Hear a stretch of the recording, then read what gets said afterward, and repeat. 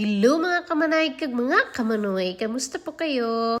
Andito na naman ako. So, naglakad-lakad ako ngayon at nakita ko ito. Alam nyo ba, mga bulaklak na ito is Syngenta flower.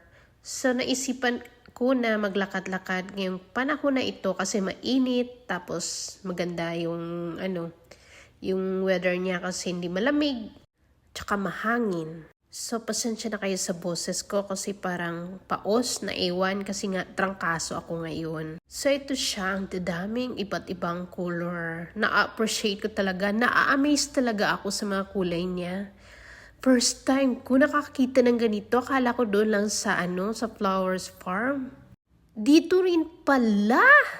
Hindi mo na kailangan pumunta sa Flowers Farm. Kailangan mo lang pumunta sa flower shop. Oh my gosh, eto na siya.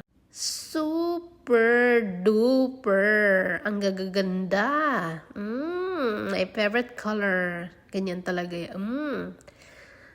Ay, Diyos ko. Nakakasabi ko. Ay, nakakashock. O, diba? Makakita ka ng ganito. Akala mo doon lang sa farm mayroon? Dito rin pala sa flower shop. So, ang saya ko. Hindi ko na kailangan pumunta sa farm. Dito na lang ako. Dito na lang ako sa flower shop. Ayan. So, iba't ibang klase. Pero, syempre, mahal din ha. Nasa dolyares din.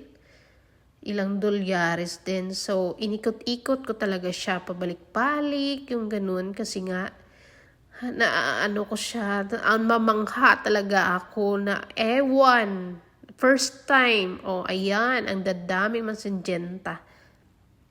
So, sa mga mahilig sa bulaklak dyan, tutok na kayo dito na lang kayo punta, o kaya, wag na kayo magpunta sa Flowers Farm, doon na kayo magpunta sa flower shop, pag mayroong flower shop dyan sa inyong tabi, yan, dyan kayo pumunta. Ayan, ang iba't iba. Fresh na fresh. Ang dating, sarap ibigay sa mga may birthday, sa mga loved ones nyo, o kaya kung sino man. Tapos yun, yung kamuting dahon, tingnan nyo, pwede rin pala yan i-design. Pag naglagay kayo ng bulaklak, haluan nyo lang ng kamuti. Ang ganda! Ayan, si Manay Brandy. Salamat!